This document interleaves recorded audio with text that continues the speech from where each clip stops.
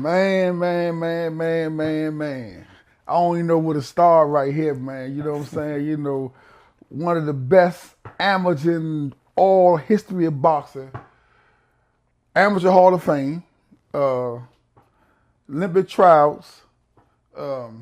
Professional Hall of Fame. Yes.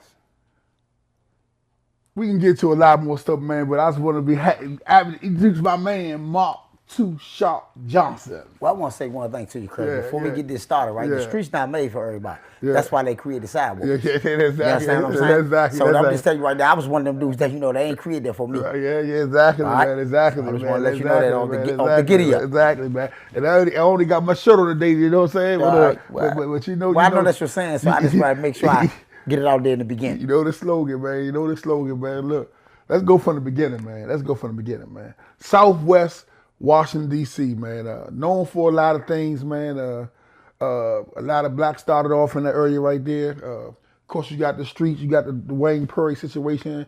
You got a lot of stuff going to Go-Go's, East Side, and everything right there, man. You tell me about Southwest in your eyes. Well, you can't forget about RSVP, bro. Oh, yeah, RSVP. You can't forget about that. But I want to say one thing. I ain't want to say tracks, but that's a dope. That's Southeast. That's what the Southeast is. Okay, all right, okay. RSVP. But I want to say one thing. That's why I was born and raised at. Right. You know what I'm saying? They raised me down there. You know what I mean? It's a lot of guys down there, man, that I can give a lot of credit to. Who put their foot in my butt, who raised me, man, made sure I went to the gym. And I don't want to say no names because if I miss one, then everybody be mad at you. Right. But also, I had the opportunity to be living both sides. In Northeast with my dad. Ham living on Isherwood Street. Had the gym at Elliott, so I kind of had, I guess I could say the best of both worlds. Right. You know what I'm saying? I can hang with the Northeast dudes, Right, chill with them, what's up, y'all, then go down and hang with the Southwest dudes. Yeah. And, now you can't do that no more. Right, yeah. It give you a vantage point and you be exposed to different culture, you know what I'm saying? And also, number one, Kirk, from where we come from, if you play sports or you was doing something involved with sports, you had the opportunity that at that time you can go into any neighborhood. Okay. Oh, that's Kurt Ball, that's Marquis Boxer, that's so-and-so, he play football, or he play basketball. Now, it's a totally different thing. I tell my man, he real good at basketball. He said, man, I'm sorry, you went to jail, man. I say, Slim, you a bad basketball player, man. The traffic gonna go around you, man. You know what I'm saying? Because dude gonna respect your game. They want to see that wreck. They want to see, unless you zig and zag jumping out there. You know what I'm saying? Athlete in the hood always got preference, right? Well, see, you got to understand one thing, Kurt. With an athlete, this is what they should do. This is what I did. As an athlete, this is what I tell all my little kids right now. Every day you go home, you look in the mirror and say, did I do better today? Right. If I did better today, that means I'm getting better and better. Right. But if you go to that mirror and say, did I do better today? And they say no, you got to pick up the pace. Yeah. That's a jewel, man. The name of the show is Changing Jewel. That's a jewel right there. That's a jewel. You know what I mean? For people who don't know, man, your father is a historian, boxing trainer. He put his hands on so many fighters, man. And before I open the door about your father, man, I want to touch on your brother, James. Tell him about James. I know about James Hurst, man. Tell the people about James Hurst, man, but coming up in the history of boxing. James Hurst is one of the best fighters I ever seen in my life. A guy went to the 84 Olympic trials, the 88 Olympic trials, the 92 Olympic trials. His goal was he wanted to win the gold medal. My goal was I wanted to win a world title. Right. But, man, this guy used to piece me up in the gym, man. Then as I got a little older, got a little bigger, and I started getting them together. And it was a lot of people like, hold up, man, man, nah. Ham always said Mark might be the one. Right. Because all I did was just study everything that they done. Right, yeah. I studied a lot of fighters that should have been world champions. That's not world champions. Right. You know what I mean? Because of the street life that got them. So we're going to get on a point to touch about that a little bit too, which changed me. But James was the best fighter I ever seen, man. Yeah. And a lot of people haven't seen him. They really don't know. But I'm telling you, man, if y'all ever see James Hurst, man, one of the best fighters, man, in the world. And you said something about James that when I be talking to younger fighters, now when I say younger fighters, the guys that's probably 40 or under now, right? And they used to be talking about the history. I say, man, you got to understand, back then, coming through the amateurs, a dude goes at Olympics. You know what I'm saying? Like a lot of pros in this area was missing a more. They was turning pro at 24, 25, leaving a lot in the amateurs. You know what I'm saying? Because they was going to multiple Olympic trials, right? That was a big goal. Why you think is that was not understanding the business, or just what was the reason for that? Ray Leonard, what you think? I think a lot of people didn't really understand the business, but a lot of people got burnt out trying to make the Olympics. All that record here, dude. But they knew that if I can get a gold medal in the Olympics, I'm automatically coming out with $1 million signing bonus. Yeah. So they stayed around longer than they should have. Right. So with me, in '88, I was the youngest fighter in the Olympic trials at 16 years old. Me and my brother was in the same weight class. And I knew at that point right there, when I lost the Olympic trials, like I'm not hanging around. You know. Did you hurt your hand in the Olympic trials? No, actually, I didn't hurt my hand. Actually, I fought Erk Griffin. He beat me. He tested positive for marijuana. Right. They supposed to reinstated me to fight the winner of my brother and Michael Carvajal. Right. And that way, whoever them two would have won, then I'd have fought the winner of that to go to the Olympics. Right. But USA, with the politics of USA boxing, they told my father, I wish I would give you 2 shots at the gold medal. Damn. So it's the politics of boxing. Damn. You know what I'm saying? So in '89, I was the #1 contender, won the championship. They never sent me to no Goodwill games, nothing like that. So I said, okay, well, man, it's time for me to turn pro. Right. So it was just so happy at the time that, you know, Tyrone and Madness Shop, Eddie Vance and all those guys, you know, they was happening to be doing boxing. I was able to get on a lot of them shows, but, you know, I really couldn't get on those shows because I was so small. Oh, yeah. You had to go on the West Coast. You know what I'm saying? Don't I know that, right? Yeah. And you flew out there with me a couple times, you know what I mean? So we made it happen, man. And I don't know if you remember, you might wasn't there in the airport because I think I went out, you was already out there. But we know when I went out there, I just come home. I didn't even supposed to leave DC. Wow. And I said, man, I'm going to see the fight, right? Well, as soon as we got on LAX, we get into the cab to go to the hotel. We in the back, I eat some Reese cup or something. I'm sitting in the car, and man, I eat it, and not even thinking, threw the paper outside the window. We ain't even left the airport property yet, right? So I say, what? I said, oh shit, I'm going back to jail for a Reese cup paper, right? And man, the people walked away and said, you know what? I said, yes, sir. I dropped the Reese cup, I jumped up, ran and got the joint, he let me go, right? Well, yeah, man, that was the hell of a story. Came out there and see you did your thing, man.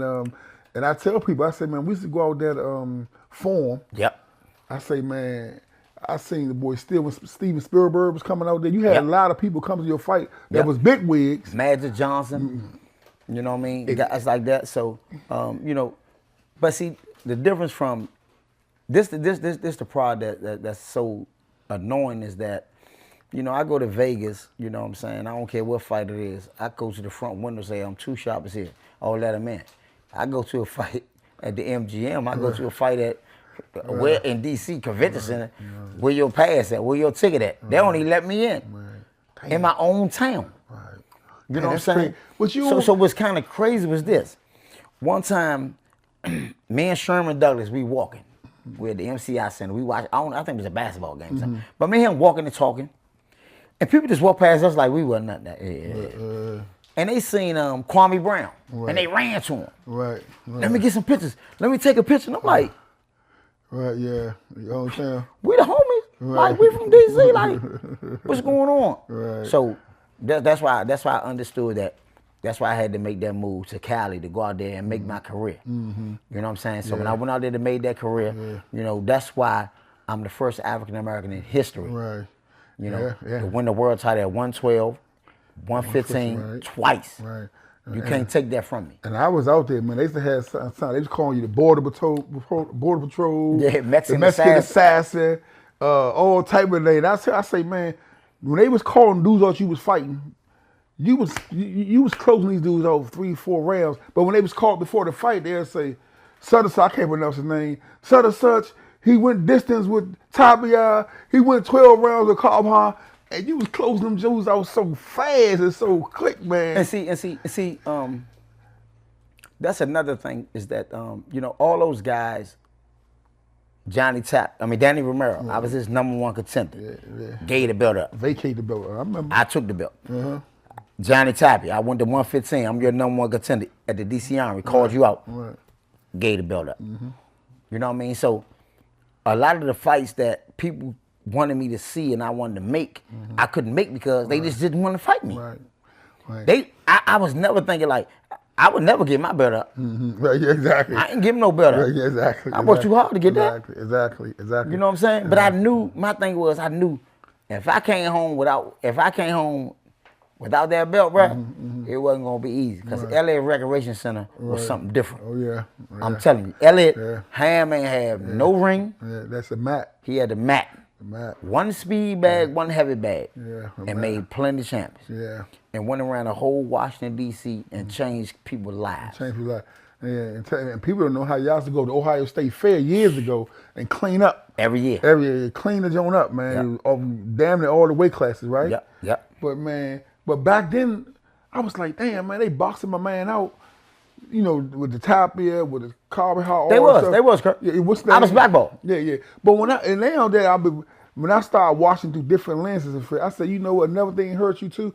Bob Earn had a lot of them fights in the stable. All of them. And used with Cedric Cookson. Yeah. So it was like, he was like. So at first I was deformed, then I went with Cedric. Right. But I was trying to get with Bob. Right. The first time, but Bob wouldn't sign me.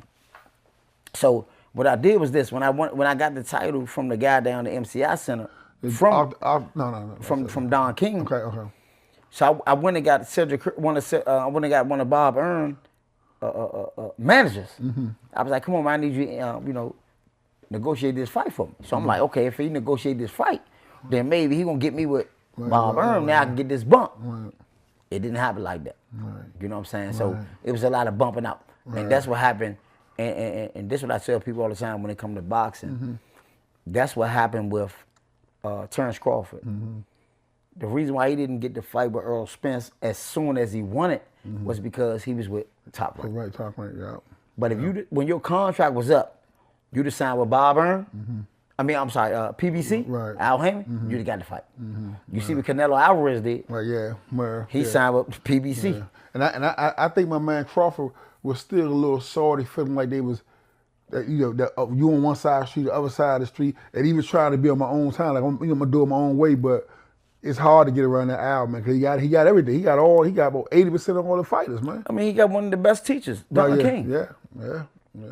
He got one of the best teachers. Don King showed him how to do it. Right, yeah. That's his, his mentor. And Don showed him what to do. Right. And when you got somebody like Don King showing you what to do, you gotta listen. And I'm telling you, you're gonna be successful. Right, exactly.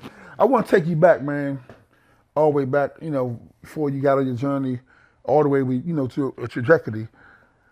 I want to talk about our man Lee, man, for Leonis Wilkins, man. Yeah, Two Shot, man. The original Two Shot. The original Two Shot. You know what I'm saying? Well, you was his man, you know what I'm saying? So I'm assuming you paid homage after he passed. Yeah. And took the name, but you was Little Shot. Little what? Little Shot. Little Shot, right? He was Two Shot. He was Two Shot, right? Yeah. Man, when I was locked up, I never forget it, man. I was in North 3. Cell 8. And I got a call. Not a call. Dude came to my cell, was like, man, Lee got killed. I thought it was a rumor, man. I thought it was a crazy thing, right? And I don't want to take you too far back, you know what I'm saying? Cause I know I know you guys was, you was there with him when this happened, right? What's going through your mind, man? Hey man, I'm trying to get away. Right. I had the option to be able to get away. Right. But eventually, that was gonna be me too. Right. You know what I'm saying? Right. So, I happened to get away. And at that point right there, I said, man, you know what? This shit got to stop. You know what I'm saying? I was in and out boxing, still doing street stuff, in and out, still doing that. But I knew at that point right then and there, it was done for me. Right. By you being this close to death and escaped it, was it like a spiritual awakening? Did you feel like it was God putting a blanket on you? Man, that's God, man. Yeah. And then, that's God. I'm saying, the two major things I always done, man, was like when that happened, and then when I went to jail for domestic violence. Okay. Right? I went to jail in 2000 for domestic violence, and I was a world champion. Right, yeah. You know what I'm saying? Even though, it wasn't really domestic violence, but I'll take that because it's on it. It's on the paperwork. So, okay, cool. Parole violation. Right. After I paid $25,000 fine. So, when I went to jail, I said, it's only 1 year. But I had it in my mind. I told everybody, like, Mark, where you going at? Because I already knew I had to self-surrender. So I told people, yeah, I'm getting ready to go to the Bahamas for a year. Because I just kept, hey, what's up, bro? What you about to do? I'm about to go to the Bahamas for a year. Right. So, but I knew when I went in there, that's when I asked God again. I said, listen, man, you ain't bring me this far to leave me. You know what I'm saying?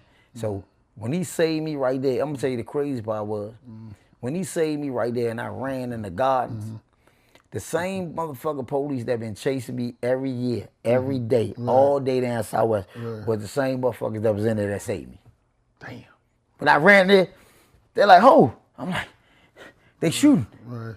I'm shot too. Right. But I'm looking at these more like, hold up. These the same, they be chasing me every day. Right. So you never know what you're going to go into, what you're going to go around. But that made me change a whole lively incident of how I felt about my life and what I wanted to do. Right. So what I always wanted to do was this. I always wanted to be a family man. You know, after that, I was like, man, I ain't no street dude, man. Right. You know, I ain't no sense of me faking. Right. You know what I'm saying? I'm a boxer. Right. You know what I'm saying? I be in the street getting a little money, doing my little here and there. But now, you know, especially after, you know, I'm in my last year going to high school, 1989, get ready to graduate from Eastern High School. I see all my best friends go to jail for conspiracy. I'm like, God damn. Well, yeah. You know, hold up. They got who? They got who? They got who? And I'm saying, damn, okay, nah.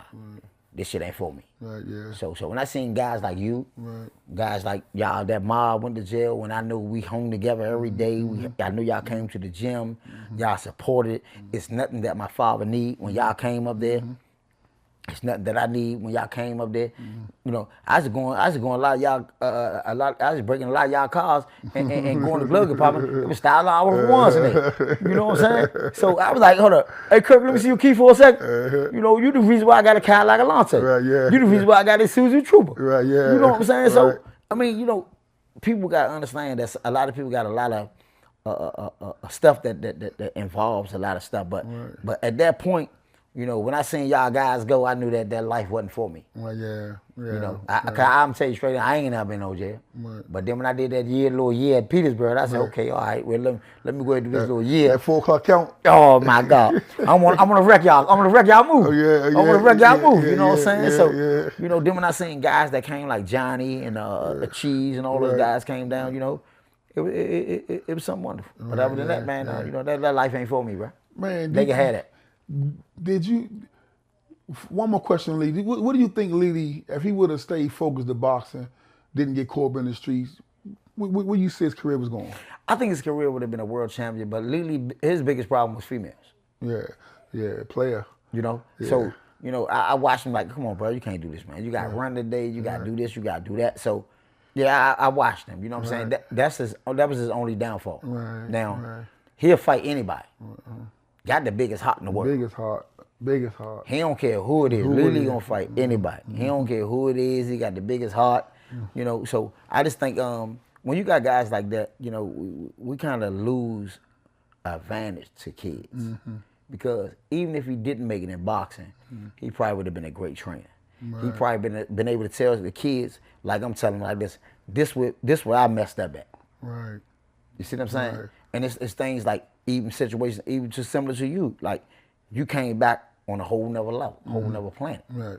You know what I'm saying? I can't, you know, like I said, I came over there and seen you like, hold up, bro, I ain't nothing to do this humble like this. Right. You know what I'm saying? Like, you know, like I ain't nothing. You come out with no chain. Hold up, bro. What you doing, Kurt? Like, they got you like you John Gotti over here, something. Yeah. You know what I'm saying? So, but it was guys like you. You know, it was guys like. You know, I'm gonna tell you, you know, I can name plenty of guys that came over the gym that we had so much fun with, man. You know, and we lost so many of them. Man. But, man, I tell you, it wasn't nothing like, man, we going to them tournaments, man. Because back then, I could talk plenty trash. Because I know you was going to clean your man up. Lily going to clean his man up. You know what I'm saying? It was just, man. I mean, we can name, I can name people like Sean Bay, Jermaine Fields, the Fields brothers. The Russells. I mean, when we come to the tournament, we clean Melvin Foster. We gonna clean you up. Yeah. They already knew James Baker. Yeah. You know what I'm saying? That and back then, you go to that Hillcrest Lil joint, Sean Johnson. every weight class was a must-see What? TV, man. I'm trying to tell you. As small as it was. Man, it was a lot. I seen a lot of favorite fights there, man. And I still mess with Sean every time I see him, man, with that Lily joint, man. Sean Bay? Sean Bay Lily. That was a Hall of Fame joint. That was a Hall of Fame joint. I want to say Paul Walking Subs. Oh, yeah. Was a joint. Yeah. But I'm going to tell you who dudes wasn't trying to see him. Dudes don't be bringing his name up, man. That boy David Esquire. Oh, my God. House of Champions. Yeah. Big Dave. David Esquire. Yes, indeed. I was locked up, right? First of all, before we go to the amateurs, joint, man, when he's giving away, they was looking at scared. They was holding that joint. Big Dave Esquire. Hey, man, he used to hit so hard, bro. Knocked you straight out. I was locked up. He's moved up. He was fighting because I don't know, he moved light heavy, crew was. Yeah. He was fighting the white boy, big Bobby Chaz. I'm locked up. So I say, man, I got my money on date. They was like, man, them they gonna get killed. You can go with that homie shit, right? Yeah. I'm telling you, man. He was throwing that heavy shit. Hey, Slim, Dave Esquire, bro. Yeah, I'm telling you, man, he wasn't playing. Yeah, he but you got a whole lot of real major fights. You got to look at people like, man, who I know would have been real champions, man, if they just would have been on the street. You got to look at people like Ducky Johnson. Oh, yeah. You know what I'm saying? Yeah, rest in peace. Couldn't nobody be no Ducky Johnson. Yeah, rest in peace. Duck bad boy. Bad boy. You know what I'm saying? You got to look at people like, even I watched when James and Lil Sean Johnson fought. Yeah. You know, I'm looking like, oh, y'all two little jokers about to fight. Yeah. You know what I'm saying? So, man, I mean, it's plenty of fighters. You got Marlon Thomas when he fought Paul Walker. Right, yeah. You know what I mean? It's plenty major fights out there, man. Yeah. You know? Paul was a dog, man. But see, but the amateurs burned him out. Burn him out. Man, do you really realize how good you was, though? Do you really sit back and just realize? You don't? I don't. Cause I think you don't need it. I don't think you did neither, though, man. I don't. I just like, even now when people be like, man, Joe, you, like, I showed him the tape. He like, what? Right. I'm like, you know, sometimes your city can annihilate you. Right. Mm-hmm. But when you go somewhere else, they know how good you were. Right. Yeah. But here, they don't give you your, right. You know what I'm saying, your flowers. Right. And that's what I think. I think that's one of the main things, because it's no reason why I shouldn't have gyms after me. Right, yeah. I've been working for DPR for 21 years. There's no reason why I shouldn't have no recreation center after me. Mm-hmm. Mm-hmm. You know what I'm saying? Mm-hmm. But at some point, I got to just get with the right people. Right. But who are the right people? Right. Yeah. And Slim, you've been in recreation 21 years.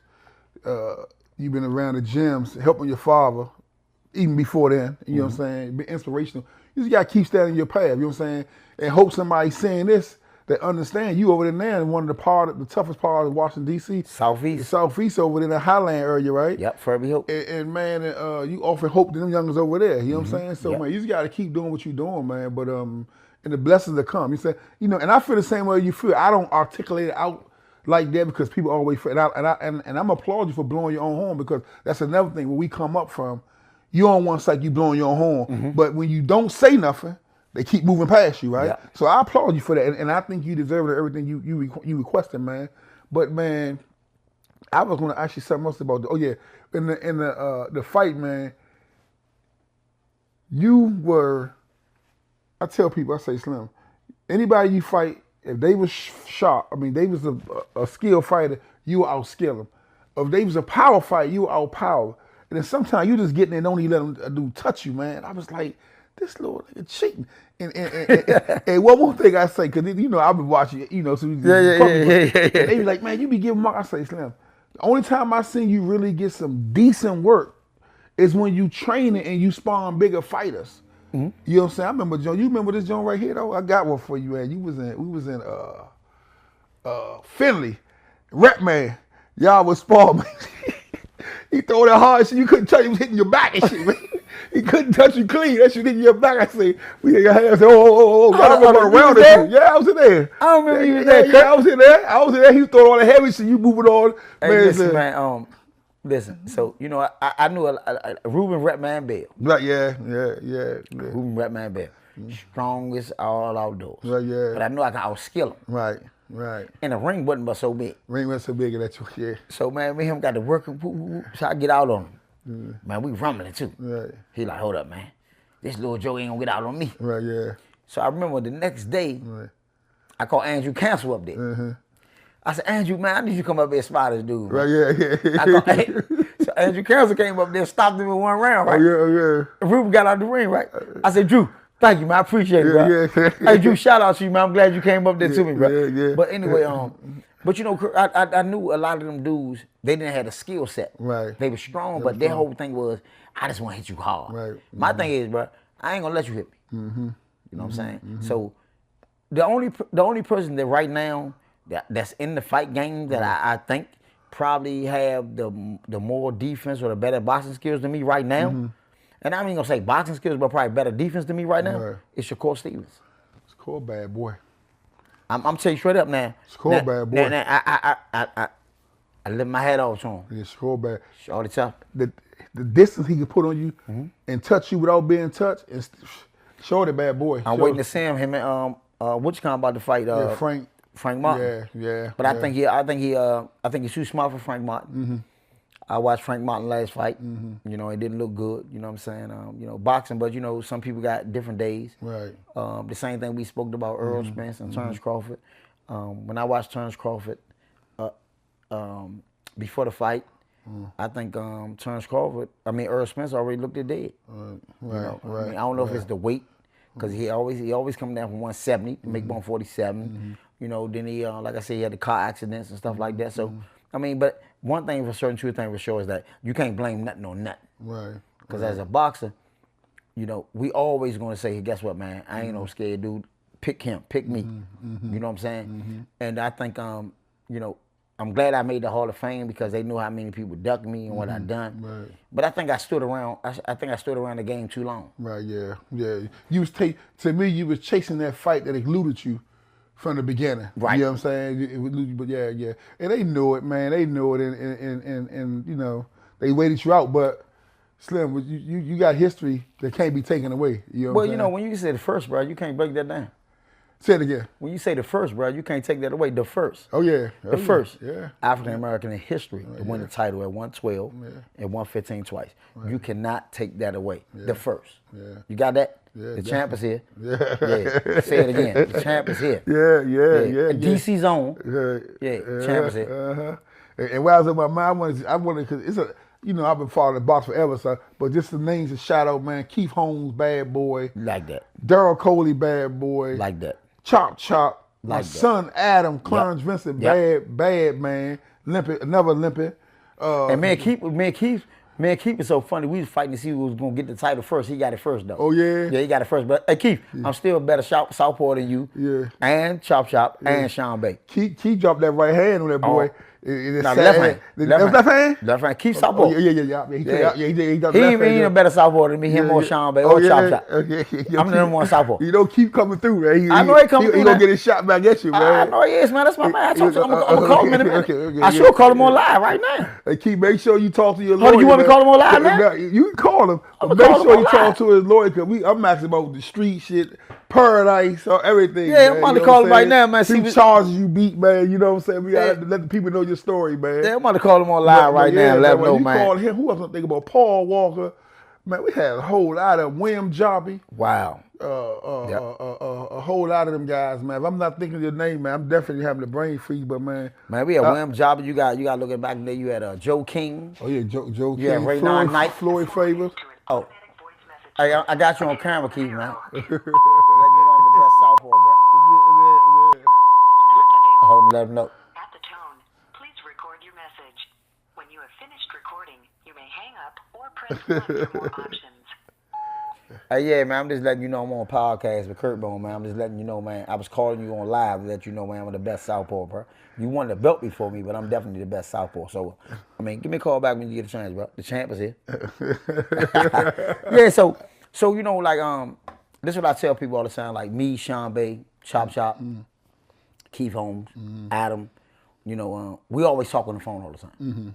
You know, we always call each other, like, hey, what you think about this? What you think about that? You know, so he probably be calling back in a minute. Oh, but, yeah. We always call each other. Yeah, man, Adam's talking a lot of boxing. He always want to if I get him in the corner where I'm making too much sense, so he said, well, as a boxer, I'm telling you, you know what I'm saying, it's a certain way you breathe. I say, man, don't start that, man. You know what I'm saying, man? He was you pull that card on me, right? Hey, yeah. Yeah. But you know, I love Shorty. Right, yeah. I think Shorty could have been way better than he was. I think at some point, you know, sometime, man, you got to get away from the wrong people. You know what I mean? That's my man. That's my apple scrapper, man. I was happy for him to get that gold medal. Right. That was something I always wanted to do, and my brother wanted to do. We couldn't get it. He got the bronze. Bronze, I mean. So he did something that we wanted to do. A lot of people in D.C. wanted to do.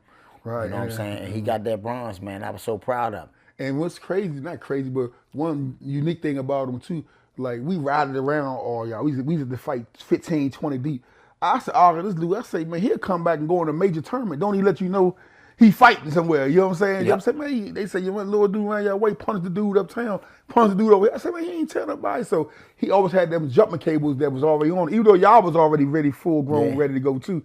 But it's like, man, but again, man, I just want to give my shots to my man, like my son, even though he a grown man, but you know, just keep doing what you're doing, shorty.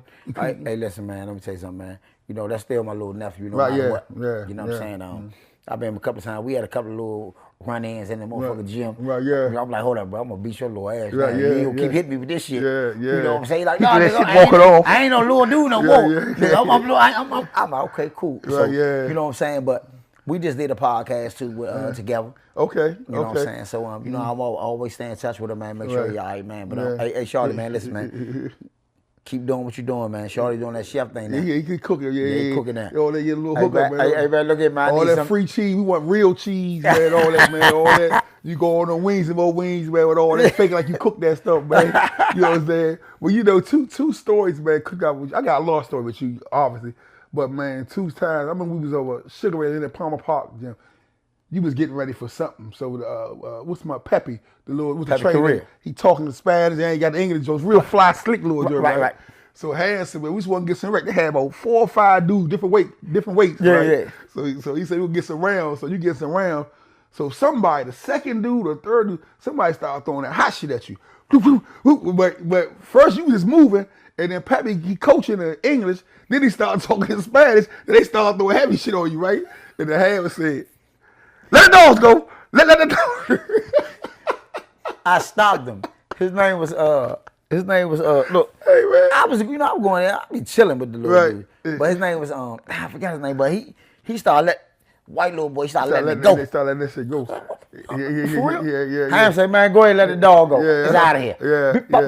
Yeah. Time. Man, look, y'all really know what Ham, I've been in a lot of joints, Ham to my man, go down there, go get the rib sandwich, man, put the sauce on it. Y'all do all them codes, man. Ham, hey, look, twist and turn and proceed to burn. You know what I'm saying? Go downtown, give me the TNT rib sandwich, and come back upstairs and spin out. Right, You know what I mean? Go get hook to the head, hook to the body, and get up out of it. Right, okay. We know all that. Okay, we know all that. He was saying, Ham said, one up, one down, twist and turn and proceed to burn. Right, yeah. Because he said a lot of...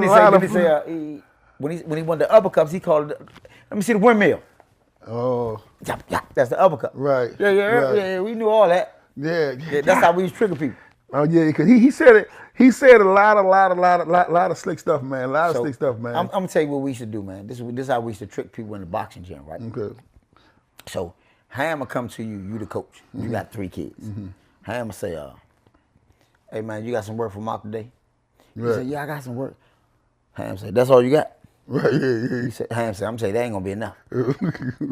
So Ham already getting in the coach. Get in the head. See, Ham already in the coach. Right.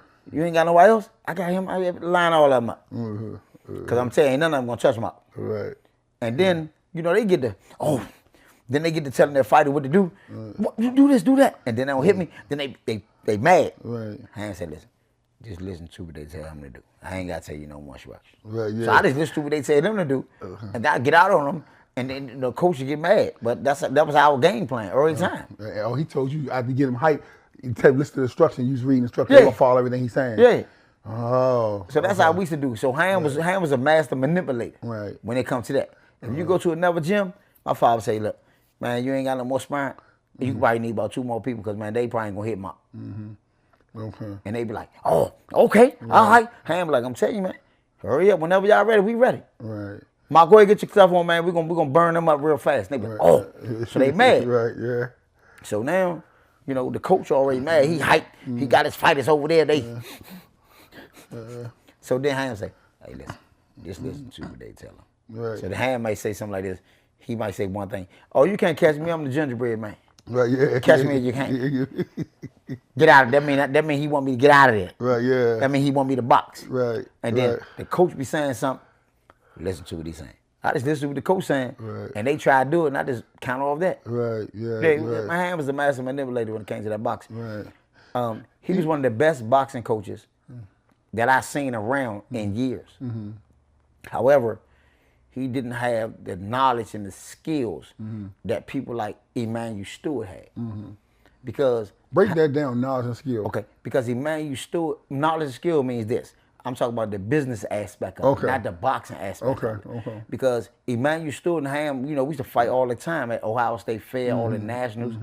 But Emmanuel Stewart had enough people that's business minded behind him to say, okay, look, let's turn Tommy Hearns pro, let's turn Bill McCoy pro, let's turn these people pro. Ham didn't have that skill to say, okay, let's turn Andre Adams, let's turn Day Grayton pro, let's turn Al Martino pro.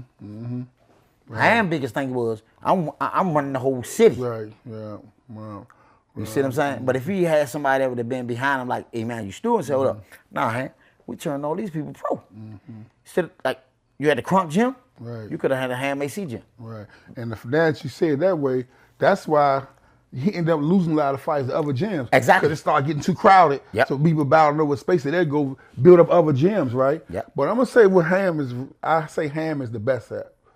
Ham is the best at taking nothing and making it something. That's like true. a lot of trainers need to get something and they can fine tune it, but he can take a dude that don't know his stance, don't got the proper shot, and you come and see him, but 3 tournaments later, he rumbling, you know what I'm saying, rumbling his ass, or he put them jumping cables on you. I'm gonna say one thing about Ham, bro. This one thing I know about my father. You can come to the gym 3 days. The 4th day, he gonna make you think you can knock that wall down. Right, yeah. He put them jumping cables on you. You be like, who's this? Yeah. You know what I'm saying? That's one thing about him. He gave you that heart, that determination. Right. Like, if you ain't had it, man, we getting in the old car, we gone. Let's go. This is what we gonna do today. Ham favorite jump. He got to go. Right, yeah. He got to go. He got to go. So everybody like, oh, he gotta go. Right. Now they hype. They putting their gloves and stuff on. You know what I'm saying? So he was a master manipulator of teaching people how to do what they wanted to do. Right. You know what I'm saying? He brought that heart out of them. You got like I got a couple of kids that got all the boxing skills in the world. I got one little kid, Crook. That's why I think he got more boxing skills than me. But he ain't got no heart. So I told him yesterday, I said, bro, we're not doing that no more. So you about to get some major work. If you gonna do it or you're not. Because we can't keep wasting no time with you. You know what I'm saying? And those type of guys that, you know, those type of guys, when I call Ham, I say, Ham, come over here, I need you for a second. Right. And I just walk, I leave him in the gym, and I just walk out. Ham, come here. I just leave it at that. Good. Next day, Ham say, take him get some spine, see what happens. You know, he definitely got them jumper cables, like you said. And he still have it. Right, yeah. And he ain't changed. Yeah. Because he motivated, he get the fire. What's the name? I always say Burry to me, patting his style out the Ham far as the jumping cables and sights and, you know, getting to do hype and all that, right? But it ain't no more Hands, but I think Burry was the closest I seen in motivating fighters and getting them hype and, you know, getting the what's the name, right? But man, when you look at the boxers of the day versus the boxers back then, any glaring difference, or what you think the difference between a fighter that come up your era and a fighter that come up now? You know, my era, man, we fought. The best fought the best. It wasn't no hiding behind no promoter. The best fought the best. You know, now they hide behind the money. They hide behind the promoter. The first thing that I don't see is the first thing that you learn in boxing is a jab. Right. You know, that's the first thing you learn is a jab. I ain't really seeing too many people with the jab. Like Larry Holmes beat you with the jab for 10 rounds. Yeah, 10 rounds, yeah. The best jab in the business. Tommy Hearns gonna try and hit you with that right hand, but he gonna put that jab on you. Yeah, jab on you, right. As soon as you pick up too high, you can close you You know out. what I'm saying? So, right, yeah. Wow. So that's the biggest thing about boxing now today, to me, is that you ducking too many fighters. You saying you the best, but you don't want to fight the best. Right. You know, so I mean, I just think, man, the old school fighters to me was 100% better. I love to watch old school fights, and sometimes I don't even like to watch the regular fights. Right.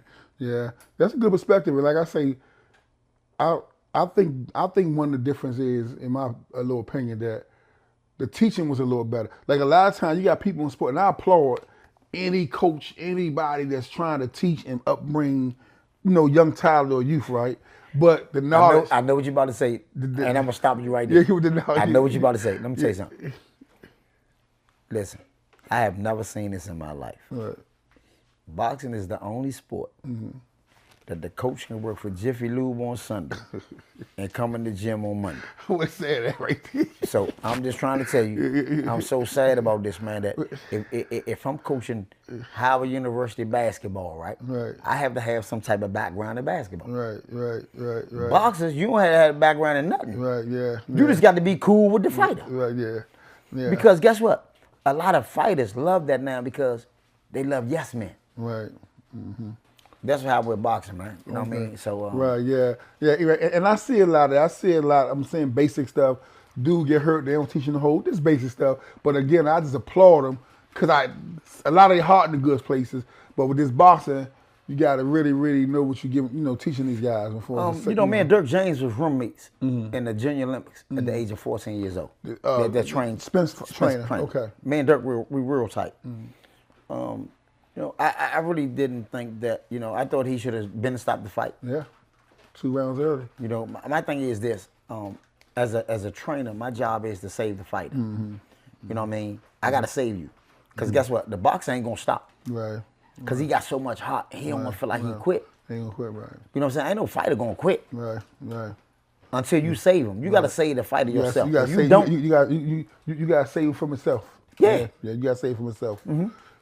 I look at guys like, I look at great guys like who I watch, man, who like Mildred Taylor.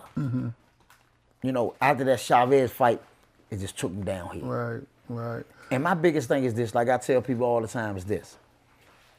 As these judges, y'all gotta be a part of your actions, man. You keep giving these BS decisions out, you know what I mean? Y'all should be able to go to court just like a police that beat somebody down. Right. Because that's a bad decision. Right. I done worked for 9 weeks for this fight. And I won this fight. And you gave it to the other guy. Yeah, and I don't want to start on controversy with no fighters, but, man, I swear I think Chavez had some of them gloves, man. Because them shots that Mildred took a lot of shots, man. I ain't never seen the shot be effective like that. I can't prove it. He a legend. I won't mess with legacy. I'm not going to go there with you on that. Listen what I'm saying. I'm not going to go there with you on that. Right. But I will say this. I will say Mildred did take some hell of a shots. Right. I think, you had people that came around that understood and knew what was going on when you had guys like Bernard Hopkins telling Trinidad, take them gloves off. Take that joint off, right. You got cast on your hand now. We're not doing it. Because I seen how you beat Joppy up. You see what I'm saying? But my biggest thing is this, Kurt. As a champion, when his hands is getting wrapped, somebody in your corner go to his corner to watch his hands get wrapped. Right. Somebody in that corner go to your room to see their hands get wrapped. So if you've been missing this all the time, then we got a problem. Right, yeah, exactly. Because I'm going to be honest with you. I'm going to tell you straight up. I watched Joppy train for the Trinidad fight. I'm not saying Shout nothing. out Joppy, too. I'm not saying nothing disrespectful. Right. But Slim, them shots that he was getting hit with, Right. I ain't never seen nobody hit Joppy with them shots like that and put him out of there. Right. So that's when Bernard Hopkins was saying, hold up, man. Yeah, you seen that. This man got cast on his hands. Right. Then you caught what you call him when he fought Vargas. Right. What's his name? Mayoga? Nah, not Mayoga, the other one. But anyway, he fought Vargas, beat Vargas face down, had Jones on. Trinidad? Nah, what's his name, man? But yeah, he beat Vargas down. Right. Or you talking about Cotto Margarita? Yeah. Yeah. So my thing is this. Like I tell you people all the time, I say, listen, man. In boxing, you don't want a yes man. See, like I told you straight up, I'm gonna tell you, like, I ain't let my kids box. They ain't definitely ain't gonna box. That's done. But anyway, if my kid's boxing, I'm not letting you run around the basketball court and you work at automotive. Right. You work at AutoZone, then you come train my son. What you know about boxing? Right. See, this is what I tell people all the time, and I may be wrong sometimes. I ain't gonna, I could be debated about this, Right. Because a lot of good trainers haven't boxed. Right, that was gonna be my next one. But my thing is this: how can you tell me how to make weight if you never had to lose weight? How can you tell me, hey, we going to championship rounds if you ain't never been in championship rounds? I mean, I think that's a good point to make. But some of the best coaches of all time in a lot of sports didn't particularly play that sport. Like I don't know the history of Belichick playing football. You know what I'm saying? I don't know Guess that. what? Guess what? Who make the most money in boxing right now?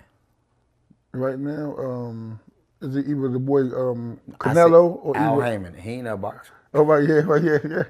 So that's what I'm saying. So Right. it can be debated. Right, yeah. You know what I'm saying? Yeah. But he's a businessman.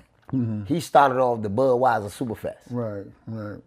You know, so he's a businessman. So he learned from the best, which was Don King. Right. To know that, guess what? Keep them belts in house. Right. And then you can look at a setup like how Crawford got. You got dudes in their lane. This is my weight guy. This is my defensive guy. This is my offensive guy. You know what I'm saying? But I see the point you making. I think for the majority, that percentage high, but I think that there's some good coaches out there that had that background. I mean, I totally agree. Right, that background joint.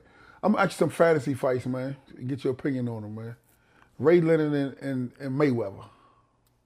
Ray Leonard already beat Mayweather father, so you know what he's gonna do with the son. Okay, all right. Ali and Mike Tyson. Whew. I'm gonna have to go with Mike Tyson on that one, man. I know Ali was a good boxer, but he wasn't gonna lay on the ropes against Mike Tyson. You know what I'm saying, man? Man, I'm saying Ali was a hell of a dude, but I don't think he gonna lay on the ropes with Tyson, bro. I was saying, well, I'm telling you, man, Ali table, he give you that medicine from the whole way across. I'm telling you, take your medicine across the joint. I agree with you, girl. Okay, okay. Well, I mean, that's you know I'm a Tyson man. Yeah, I know Tyson. No, I like Tyson. We got to get Tyson right there. Okay, we gonna get him on the phone. Right there. Yeah, I'm gonna get your man Winky right on here too. He's a southpaw too from DC. I'm better than you too, Wink. Yeah. What's his name? Another joint I want to say. Purnell and Floyd. That's tough. That's tough, bro. Yeah. I'm trying to figure out who's gonna be the offensive fighter, who's gonna be the defensive fighter. Right, yeah. I think I'm gonna go with Purnell though. Right, yeah. I think I'm gonna go with Purnell though. Purnell, I'm going to earn pride against anybody. Yeah. Earn was jumping up like he wanted Ray, man. He won it. Ray. I think Your Ray man got, I think Ray. Well, I wasn't there, but they say Ray got out. In the lip and spawn, they say already fed him up. You gotta know that spawn. The man came down here to Ray Leonard party at the Sheraton Hotel in Washington D.C. Yeah. He thought he came to a press conference when he walked up there, where they thought he was gonna have a fight. Right. Ray said, "Man, go ahead, sit down. This is my show." Right. Yeah. Then he was 140. He ain't never come and campaign at 147. Earn pride with the black bottle, man, against anybody. Hey, look, man. Oh, hold on. Yeah, man. I'm on a podcast live with Kirk Bone, man. I just want to let him know, man, I'm the best southpaw in the world, bro. Oh yeah. Yeah, I just want to let you know. You on the podcast now. I just want to let you know. I called you. This is let you know I'm the best southpaw in the world, right? Yeah, you supposed to say that, and you probably are. Okay. Hey, hold on, go ahead. Hey, keep you live, man. You live, right? So I see you know the history about these phones. You watch you sell these phones, but you know you're live, right? I can't do that to the Hall of Fame. I ain't gonna do that to Right. Okay. You'll get the Hall of Fame joint. I gotta respect that. I told him, I say, man, I'm gonna have Keith about a month or two, man, so he gonna get a chance to take his shot back at you, man. He say Keith already know, man, I'm the best southpaw, man, in the business, man. That's what he give you, man. Only thing I'm gonna do, Kurt, and say, okay, I hear you. Okay. He was fighting all them little boys. Hey, all right, man. We live, man. We'll catch you, man. I appreciate it. Okay, champ. All right, but yeah. So like I said, no, I got you for you. I don't want to lose my thought. Oh, you Earn Pryor. We gonna leave that alone. Ray would have got Earn Pryor. I love you, Earn Pryor. I think he rested. He passed. Yeah, he passed. Yeah, Ray, I got Ray. Ray would have outboxed. Keith Holmes and Joppy. Yeah. You want to leave it alone, or you want to wait to Keith come on there? What you want to do? I got Keith Holmes. Okay, all right, okay. got Keith Holmes over Joppy. Okay, all right. Yeah, but I don't know why they didn't make the fight. Yeah. I mean, both of y'all were Don King. Both of y'all folk, y'all ran away. That fight should have happened. Right. I mean, Sean Bay and Chop should have happened. All of them was with Don King. Right. Yeah. All of them was with Don King. I ain't think about the Sean Bay Chop. Yeah, them fights should have happened. Right. You could have had, all them things, man. The fights could have happened, man. Right. But man, look, man, you've been in both eras. You've been in Washington D.C., man. You remember when it was the murder capital? Yeah. You know what I'm saying? We getting double the homicides we got now, my right? God, man. And now you in this era, and you actually see what's going on, and you working with youth. What have you add anything? There's any advice or any words you can say, man, that to what's going on? I think the main thing right now, Kirk, is, man, when you're dealing with these youth right now, we dealing with the parents. Mm-hmm. It's not the youth, it's the parents. Okay. You know what I'm saying? My biggest thing is that, man, you got so many of these guys that going 10 and 20 people in stores, taking everything out, they robbing people, they taking people's cars. I mean, it's kind of ridiculous. Mm-hmm. But a lot of them just need a little 10 to 11 care. Right. You know what I'm saying? They need somebody to feel for them. Right. Right now, there ain't nobody feeling for them. Mm-hmm. Mm-hmm. And see, when we grew up, when it was the murder capital then, it was guys like you. Mm-hmm. I can name 30, 40, 50 guys. We started off talking about people like Wayne Perry, because I grew up in Southwest. Mm-hmm. Despite of what his thing was or what he done, he still know that he had to talk to them youngers. Mm-hmm. See, nowadays, we don't have no older guys that want to speak to the youngest. They scared. Right. And now, if I say something to your kid, don't say nothing to my kid. Right. Don't talk to him like that. Mm-hmm. But then tomorrow, you're going to be on the news saying, why he shoot my son? Right. See, back then, like, I'm going to tell you something. When I go in the store and I see a woman, I don't care if she 15 steps away, I stay there and hold that door. Mm-hmm. Yeah. Because that's what we was taught. That was taught to do. Mm-hmm. And if we didn't do it and our mother or father seen us, they'd kick our ass in the back. Right. You see what I'm saying? And it's kind of crazy that when you got to go to the gas station, you got to be on the swivel. Right, yeah. Because see, my biggest thing is this. It's not about, like I tell people all the time, like, bruh, everybody, yeah, I can't wait till one of them youngest pull up on me. I said, now you're going to jail to waste the rest of your life for somebody that's already killing themselves. Right, yeah. Because half of them already off fentanyl. So they don't know what to do. But we need more men to stand up, man. Yeah. We got to go in these communities and save these kids, because guess what? They don't have nobody there. And it take a village to raise a kid. Right, yeah. So 5 years ago, me and Umar at Kenilworth, this is what we was trying to do. My man Umar, shout out Umar. My man Umar.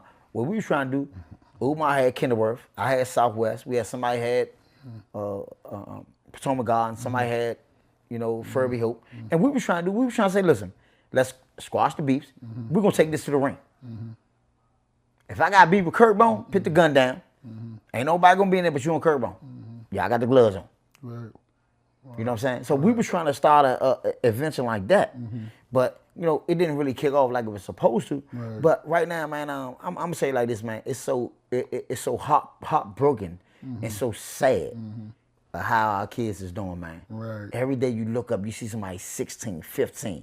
I'm seeing somebody 13. They done robbed 14 people. Come on, man. Right. It's sad. Right. Yeah. Yeah, it's sad, man. It's sad, man. And even when we was the murder capital of the year, guess what, bro? We ain't touch no ladies, kids. That was off limits. Right. Now, guess what? The funny part is this. This is what I tell the kids all the time today. They say, yeah, man, I'm going to go ahead and catch a dude. I said, y'all, let me tell you something, bro. I say, if you got robbed in the 80s, you robbed somebody for 100 keys or $100,000. That's what you robbed them for. I ain't robbing you for $2. Right. Now y'all robbing people for car keys, tennis shoes. Like, it makes no sense. Now you get ready to go to jail for 30 years for nothing. Right. And that's what they don't understand. See, the problem is this, Kurt. What they doing now, and y'all need to change this over DC jail. See, the problem with it is, they put you in your if you Where your neighborhood from? in your neighborhood from. See, back then, when I went over to jail in '88, you going in that unit, you don't know who in that unit. Right. You don't know who in that unit. You just in that unit like, as soon as they you looking at the door like, let me see who in this joint. Right. They done popped the door, but you ain't trying to come out yet. Right. You trying to look and see. Now they put you in your neighborhood unit. So guess what? Y'all having fun over there. Exactly. Give me a quick 2-minute joint. What would you recommend as a course of action for the youngest right now? I mean, what I recommend right now, Kurt, to be totally honest with the young kids right now, man, I recommend that all of them, man. To be honest, I don't want them to see none of them in jail. But I would recommend that they come in some type of sports, some type of activities, some type of government program. Right. You know what I mean? And if you don't want to do that government program, then go back to jail. You know what I mean? I think that, everybody can change. Everybody got a second chance. We got a second chance. Right. And I got 2-3 chances. Right, yeah. And I'm here. And I broke records. Right, yeah. You know what I'm saying? And I tell people all the time, even people talk about boxing, I say Bernard Hopkins, he lost his first fight, but he's still in the Hall of Fame. Right, yeah. I lost my second fight, but I'm in the Hall of Fame. Right. You know what I mean? So my biggest thing, what I think the kids should do, man, I think, to be totally honest, man, you need to go up there to the hospitals. You need to see them people in them wheelchairs. Them wheelchairs. Them people that got one arm, one leg, that can't see, can't smell. You know what I mean? Can't use the bathroom by themselves. That's what you need to see. And then it'll change your mindset of what you want to do. Exactly. Man, in closing, man, before I close, I got a little segment where I'll give you opportunity to ask me 3 questions. If you want to ask me 3 questions, do you got 3 questions you want to ask, or you want to close it out? Well, man, you talk all the time, man. But I just want to ask you, man, at the same point, man, I mean, I ain't going to ask you no question. I just want to tell you straight up, man, you've been a big inspiration to me. No matter what people say, like I said, I'm gonna give a shout out to my guys, Ty Madness. Give my shout out to my man, We Are One Kenny, All Days Kurt Bone, Shooters. All y'all guys has always been taking care of me with the gear. So I want to give a shout out to all y'all. There's no more questions, but I'll be over y'all store next week. Come get some stuff.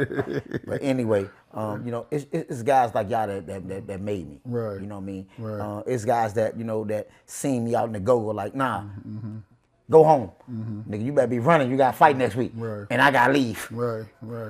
It's guys like, I'm coming to the gym Monday. Right. Or I'm gonna come to the school and pick you up. Right. So it was guys like you. It was guys like we can go down the list. You know what I'm saying? A lot of I gotta definitely give a shout out to my man James McCurry, man. Big shout out to my man James Commodity McCurry.